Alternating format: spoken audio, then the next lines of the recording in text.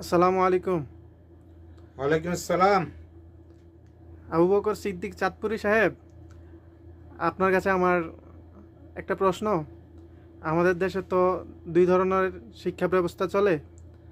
আমাদের দেশকে যেমন দুই ধরনের শিক্ষা ব্যবস্থা হচ্ছে স্কুল কেন্দ্রিক শিক্ষা ব্যবস্থা এবং মাদ্রাসা কেন্দ্রিক শিক্ষা ব্যবস্থা।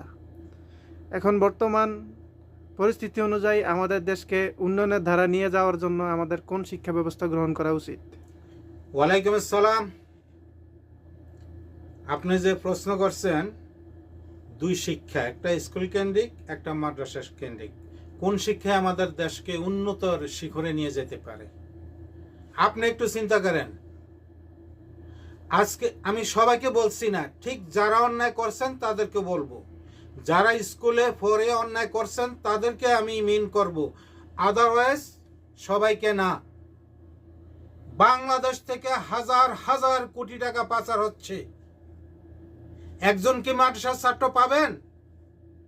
সব বড় বড় স্কুলের শিক্ষিত, ভার্সিটির শিক্ষিত, কলেজের শিক্ষিত, সব বড় বড় ডিগ্রিধারী, সব পিএইচডি ওলা, এরা কলমের খোসা দিয়া কোটি কোটি টাকা বিদেশে পাচার করে আজকাল সারা বিশ্বে বেগম পাড়া বানাচ্ছে। একজনও মাদ্রাসার ছাত্র পাবেন না, একজনও আলেম পাবেন না, একজনও টাইটেল পাস পাবেন না। সারা বাংলাদেশের যতগুলো থানা আছে, প্রত্যেকটা থানায় ওই থানার ডাকাত, হাইজ্যাককারী, চাঁদাবাজ, লুটতরাজের একটা লিস্ট থাকে। আপনি দেখেন সারা বাংলাদেশের থানায় এই সুট ডাকাতদের লিস্টগুলো দেখেন, একটা মাদ্রাসার ছাত্র পাবেন না, একজন টাইটেল পাস মাওলানা পাবেন না, একজন মসজিদের ইমাম পাবেন না, একজন খতিব পাবেন না।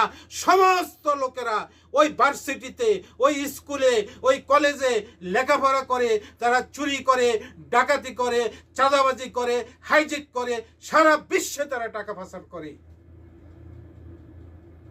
আমি দুইটা উদাহরণ দিচ্ছি। আর 3 নম্বর উদাহরণ হলো, আপনি দেখেন যারা স্কুলে পড়ে আর যারা মাদ্রাসায় পড়ে, এই স্কুলওয়ালারা দুনিয়ার কি পাচ্ছে, আখেরাতের কি পাচ্ছে?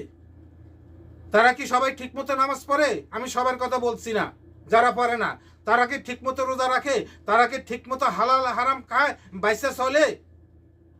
আখেরাত কি তারা ঠিক রাখছে? এই দেখেন একজন ডাক্তার, সব ডাক্তার না, কিছু ডাক্তার আছে অন্যায় অপরাধ যত দুর্নীতি সব করে বেড়ায়, সেই মাদ্রাসার ছাত্র নয়, সেই স্কুলের ছাত্র। আখেরাত তার শেষ, যে অফিস আদালত